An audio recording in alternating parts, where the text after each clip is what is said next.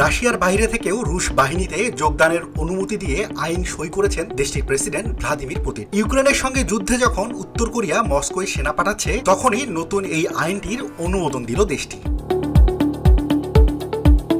বার্তা সংস্থা তাস জানিয়েছে, সামরিক কর্তব্য ও সামরিক পরিষেবা, প্রতিরক্ষা এবং সামরিক কর্মীদের মর্যাদা সংক্রান্ত আইন সহ বেশ কয়েকটি আইনের সংশোধনী আনা হয়েছে। নতুন আইনের অধীনে রাষ্ট্রহীন ব্যক্তি এবং বিদেশিরা চুক্তি সই করতে পারবেন এবং সেনাবাহিনীতে কাজ করতে পারবেন, যতক্ষণ না সৈন্য পাঠানোর সময়কাল শেষ হয়, সামরিক আইনে আবাসন হয় বা যুদ্ধকালীন সময় শেষ হয়। আইনটি আনুষ্ঠানিক প্রকাশের তারিখ থেকে কার্যকর হবে।